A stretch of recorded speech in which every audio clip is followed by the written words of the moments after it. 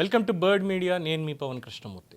ఆంధ్రప్రదేశ్ రాజకీయాల్లో ప్రస్తుతం చర్చనీయాంశంగా మారిన అంశం మాజీ ముఖ్యమంత్రి, ప్రస్తుత పులివెందుల ఎమ్మెల్యే వైఎస్ జగన్మోహన్ రెడ్డి గారి వైఖరి.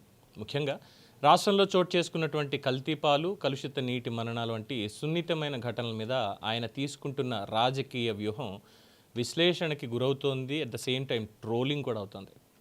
రాజమహేంద్రవరం ఘటన, శ్రీకాకుళం జిల్లా గుర్లలో అతిసార మరణాల విషయాలను ప్రస్తావిస్తూ హెల్లో ఇండియా అంటూ ఎక్స్ వేదికగా దేశవ్యాప్తంగా స్పందన కోరడం ఆయన కొత్త శైలిగా కనిపిస్తోంది. దేశానికి రాష్ట్ర సమస్యల్ని తెలియజేయడం తప్పే కాదు.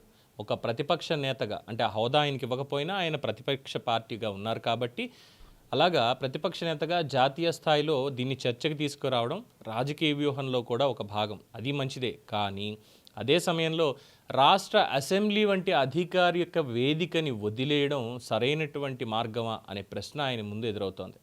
అసెంబ్లీ అనేది ప్రభుత్వం నుంచి ప్రత్యక్షంగా సమాధానాలు రాబట్టేటువంటి వేదిక.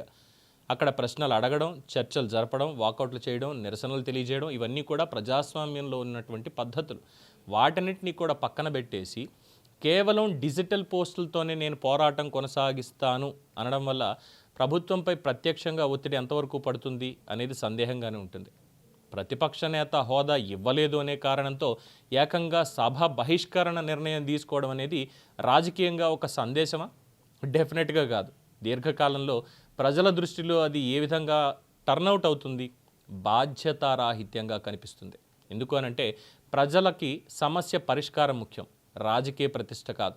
కల్తీపాల వల్ల మరణాలు, కలుషిత నీటి కారణంగా వ్యాధులు, ఇవి సామాన్య కుటుంబాల్ని నేరుగా ప్రభావితం చేసే అంశాలు.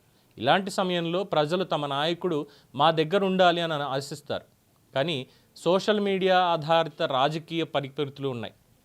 ట్వీట్లు వేయడం, లేదంటే దీంతో జాతీయ మీడియా దృష్టిని ఆకర్షించాలనుకోవచ్చు. కానీ గ్రామాల్లోనూ పట్టణాల్లో ఉన్న బాధిత కుటుంబాలకి నేరుగా ధైర్యం చెప్పడం, అధికారులను కలవడం, బాధ్యుల మీద చర్యని కోరడం, ఇవి డైరెక్ట్ పాలిటిక్స్. దీని ద్వారానే సాధ్యమవుతాయి ఇవన్నీ కూడా. దేశం మొత్తం ఎవరి పనుల్లో వాళ్ళు బిజీగా ఉన్నారు. ఏపీ సమస్యల మీద స్పందన ప్రధానంగా రాష్ట్ర ప్రజల నుంచి రావాలి. ఇంకోవైపు డిజిటల్ రాజకీయానికి కూడా ప్రాధాన్యం లేదు, డెఫినెట్గా ఉంది. యువత ఎక్కువగా ఆన్లైన్లోనే ఉంటున్నారు. సో అక్కడ ఈ నెరేటివ్ని నిర్మించుకోవడం అనేది వ్యూహాత్మకంగా ఒక రకంగా ఉపయోగపరమే. కానీ గ్రౌండ్ లెవెల్ ఉద్యమానికి మాత్రం అది ప్రత్యామ్నాయం కాదు.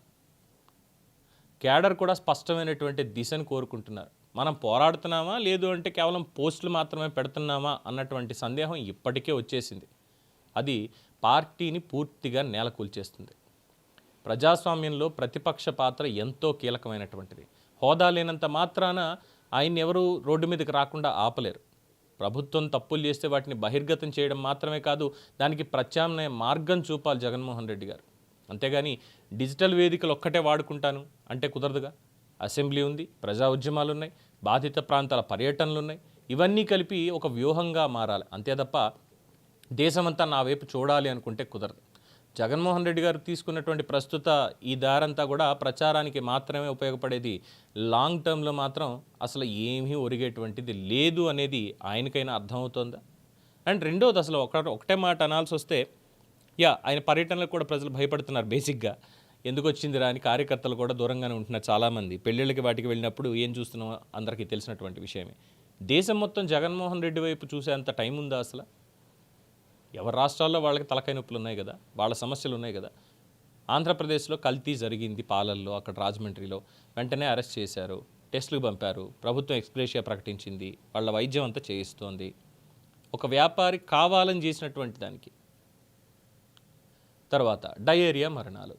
మరి ఇదే మాట మాట్లాడేటప్పుడు దేశమంతా చూడాలని ఆ రోజుల్లో మనం అధికారంలో ఉన్నటువంటి కాలంలో వైద్య శాఖ మంత్రిగా ఆళ్ల కాళీకృష్ణ శ్రీనివాస్ గారు, అంటే ఆళ్ల నాని గారు ఉన్నప్పుడు, ఈ మధ్యకాలంలో పాప ఆయన ఎక్కడా కనిపించట్లేదు.